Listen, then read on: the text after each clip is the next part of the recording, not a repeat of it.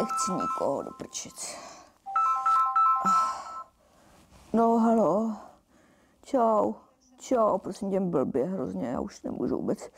Takovou horečku, už 3. den, ty vole, hrozný. Ne, prosím tě, nechci žádný jídlo, to už jako, já nechci žádný jídlo, já nejím, už vůbec nemůžu jíst. Já piju čaj, no nemůžu, nemám chuť, jako mě fakt, mě strašně úplně. Ježiš, cukrovka, ale nic, prosím tě, no tak nic, já teď, tak když nejím, tak ty prášky, ty léky neberu, že jo, tak proč bych to jedla, ne? No to nevím teďko, já se neměřím, tak když nejím, tak neberu ty léky, tak se neměřím.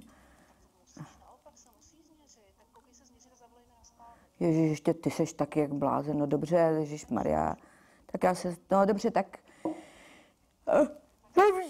Promiň, tak já se změřím, ještě ti zavolám teda, jo? Tak jo, jsi zlatá, čau, ahoj. Bože, tak já tak se budu změřit. No tak já jsem se změřila, ale já mám 18,3. No nevím, jak je to možný,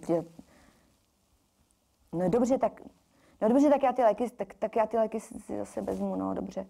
Jo, zítra, no tak se zítra přeměřím a uvidíme, jo? Ty vole, jo, tak čau.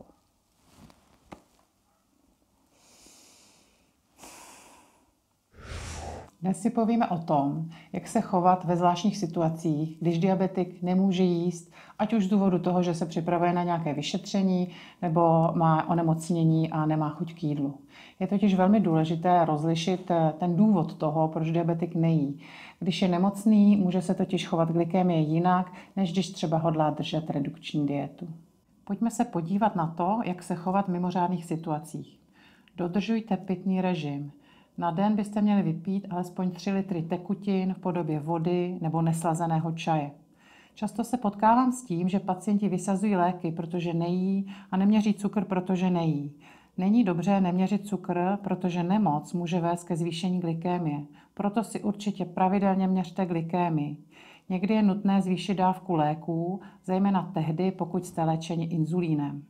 Zkuste omezit užívání medu či syrupů nebo většího množství ovoce. Spolu s nemocí mohou totiž výrazně zvýšit vaši glykémii. Během nemoci nebo přípravy na vyšetření se snažte dosáhnout glykémie ideálně do 10 mmol na litr. Pokud vám cukr stoupne nad 20 mmol na litr nebo máte projevy hyperglykémie, jako je žízeň, časté močení, suchost v ústech či únava, kontaktujte svého lékaře.